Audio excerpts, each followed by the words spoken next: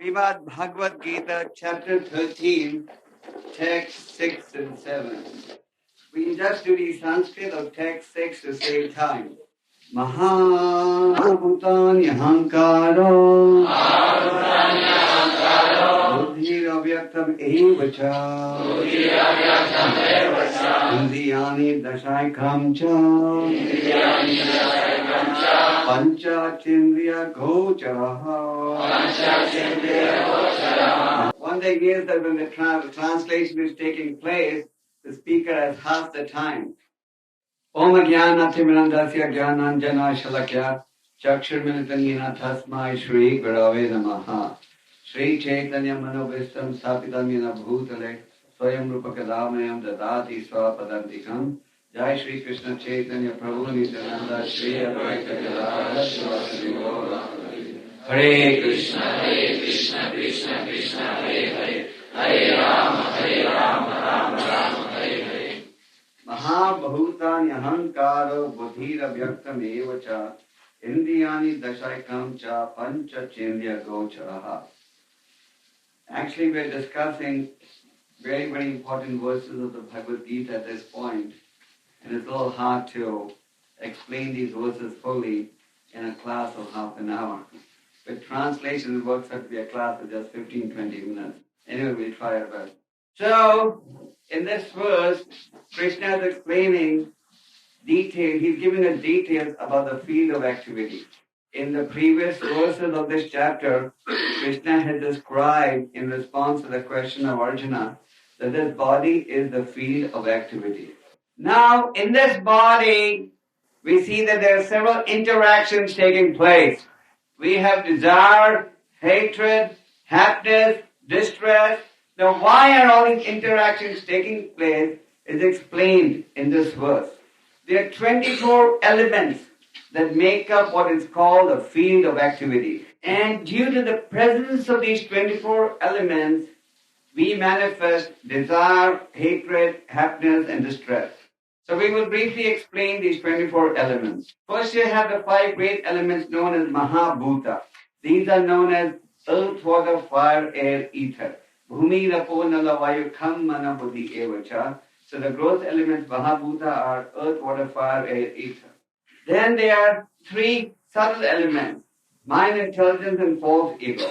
Then there is the unmanifested state. The unmanifested includes the 3 modes of material nature, namely goodness, passion, and ignorance.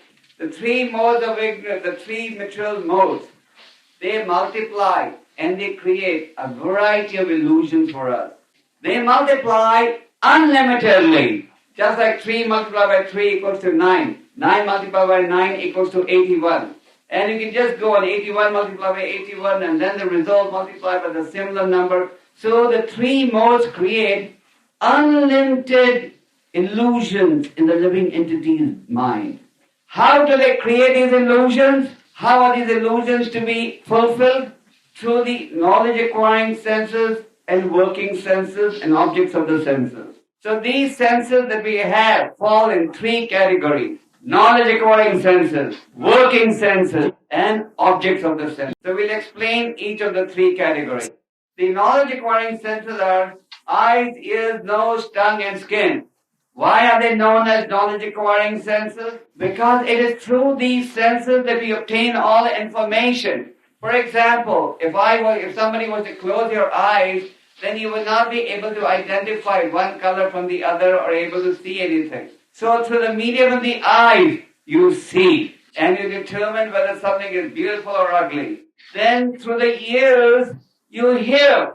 If somebody just blocks your ears, then does not matter how loud they may play music, you won't be able to hear it. Through the nose, you smell. If your nose gets blocked, then you can't smell. So through the nose, you smell and you determine what fragrance is good, what fragrance is bad. Then you have the tongue. Through the tongue, you obtain knowledge whether this food is tasty or whether it is not tasty. And then you have the skin. Then there are 5 working senses. Why are they known as 5 working senses? Because these senses work for you to fulfill your desire for sense enjoyment. And if you're very fortunate, They work for you to please the Supreme Personality of God. So the working senses are voice, legs, hands, anus, and genitals. Because through the voice, you speak. If you don't have a voice, you can't speak. And through the legs, you walk. Through the hands, you work. And the anus and genitals also fulfill their functions. Then you have objects of the senses. Just like, what is the object for the eyes? For the eyes, it is form. You want to see something. And for the nose, it is smell. For the tongue, it is taste. For the ears, it is sound. And for the genitals, it is touch. So these are known as the objects of the senses. So the knowledge acquiring senses and the working senses, they interact. And they interact to fulfill the objects of the senses. Let's take, for example, you want to see something beautiful. And to see that something beautiful, you have to walk to a cinema hall or to any location. So, in order to do that, you have to take the assistance of your knowledge-acquiring sense, the eyes, and the working senses, namely the legs. The legs will make you walk, and the eyes will make you see. And the result of this will be some vision. You'll have some form to see. So, these are briefly the 24 elements that are always interacting. And because of the presence of these 24 elements, you have desires. Desires are there in everyone's heart, whether you're a devotee or a non-devotee. The only difference is a devotee desires to please the Lord and a non-devotee desires to please his senses. And to please the senses, the non-devotee takes the use of the knowledge-acquiring senses and the working senses. And because of the presence of the mind, there is hatred, love, happiness, distress, because through the mind, the different senses are expressing their feelings and desires. So Prabhupada explains in the purport how the mind is also one of the senses. Now, understanding these 24 elements makes you to understand how the field of activity, namely the body, is operating. In other words, happiness and distress, hatred, desire, this is all the result of these different elements being in the body. Further, Krishna says, the life symptoms. What is the life symptom? Consciousness. Many times our modern day friends tell us, what proof do you have that there is soul in the body? The materialists would like to believe that there is no soul. They would like to believe that at the end of this body, everything perishes. The thought that the living entity is eternal by nature scares them. Why does it scare them? Because they do not want to think about the possibility of reward and punishment. Because they're engaged in sinful activities, there's no question of reward, there's only question of punishment. And because they're constantly defying the laws of the Lord, they're liable for punishment. So the best way they want to forget thinking what the possibility of punishment is by denying the existence of the soul. Therefore, if somebody wants proof about the presence of the soul, there is, as this verse is explaining, consciousness and conviction. Now, Krishna is giving us this complete detail about the different elements of which the body is made, so that we can understand how these different desires are created, so that we can understand how these different illusions are created, how likes and dislikes are created. So, one who is intelligent, he understands that even the modes of nature, even if one is elevated to the mode of goodness, this is not the highest. Because even if you are in the mode of goodness, the temptation for sinful life or the desire to engage in sinful activities will always be there. But if you come to the stage of pure goodness, then this desire is not there. Then in the stage of pure goodness, the only desire is how one can please the Lord, serve the Lord. Further, Prabhupada explains, this body is subject to 6 stages of development or transformation. The first stage is birth, then there is growth. Then it produces byproducts, birth, then there's growth, then it maintains itself. Then it produces byproducts, like a man and when woman get together, they have children. Then it begins to get old, and finally it vanishes. Therefore, we can see that this field of activity, within which the 24 elements that we have briefly described are operating, this is non-permanent. It is not permanent. However, the knower of the field, namely the spirit soul or the kshetragya, that is permanent. So please understand this point. The 24 material elements that make up the material body are temporary because the body eventually does get destroyed. But the proprietor of the field of body, the kshetragya, its real owner, that does not get destroyed. Krishna says in the second chapter, Na jayate mriyate va kadache nayam bhuta bhavita vana bhuya ajo nitya shashvata yam purana na hanyate hanyamane sharire. For the soul, there is never birth nor death, nor having once lived that he ever cease to be. So Krishna is explaining the field of activity. In this chapter, Krishna has also explained who is the real owner of the body, so that we can identify with the spiritual nature of the soul and not with the material body that is presenting a variety of desires to be fulfilled.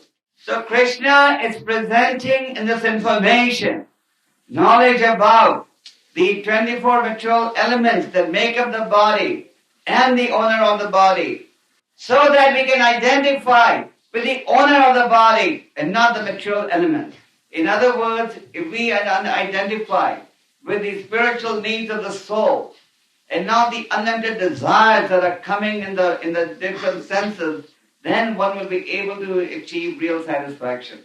As Krishna has explained in this chapter, this body is perishable. So Rupa Goswami has said, Kama dinam katina palita dhurni desa. I have been trying to satisfy my senses in times immemorial, but there really is no satisfaction at all. Therefore, once you understand the components of the body, once you understand how the different desires are developing, once you understand who the real owner of the body is, then you know whose instructions to follow or to act in a manner which is ultimately beneficial. In the material world, we very often say, today I like this person, tomorrow I don't like him.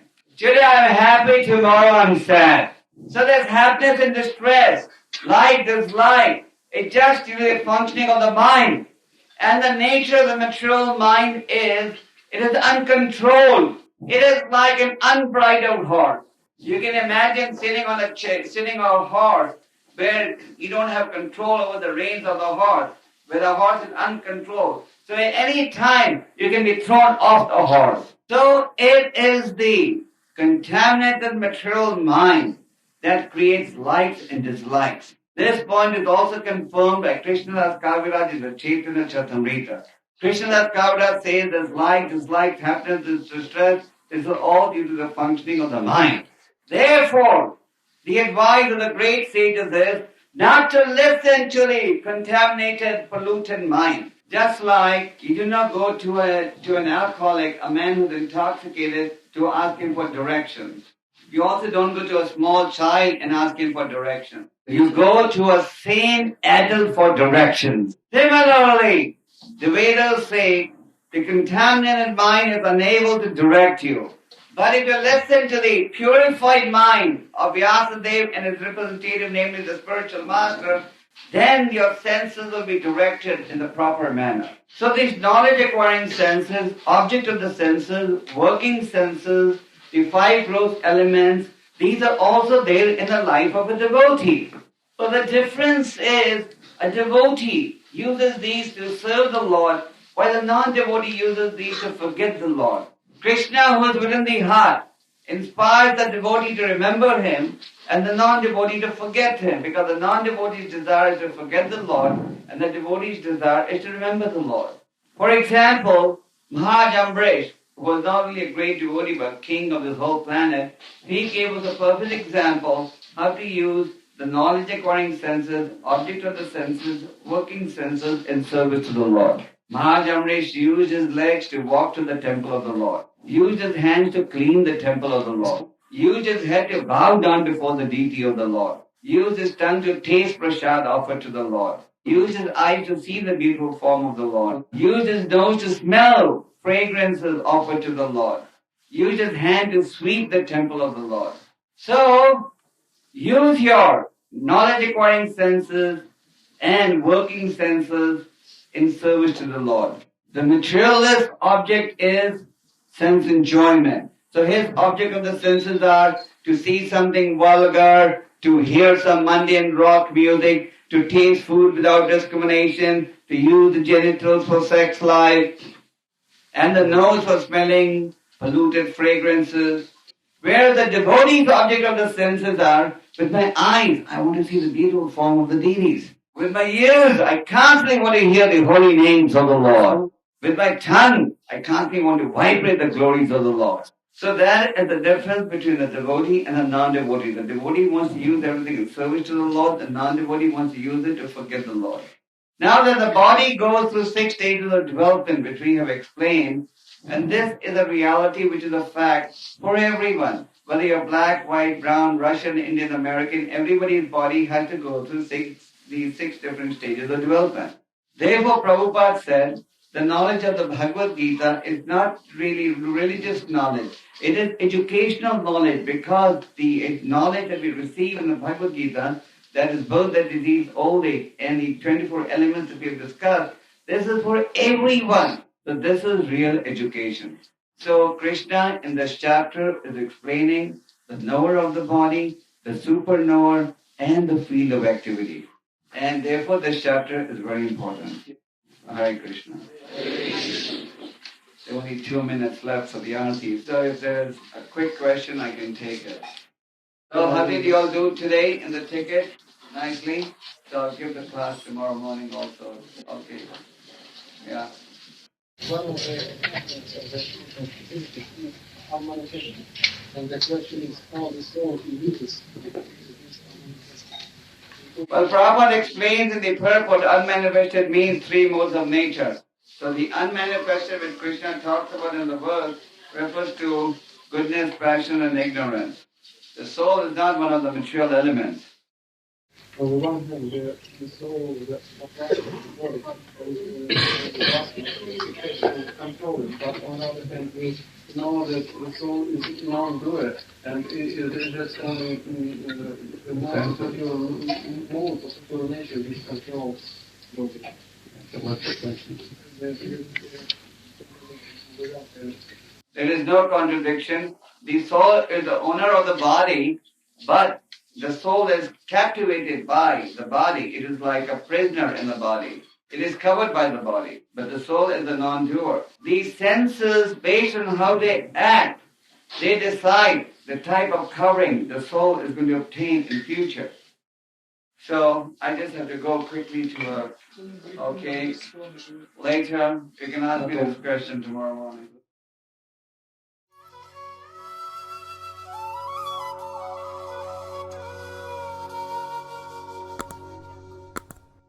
Hare Krishna, Krishna Krishna,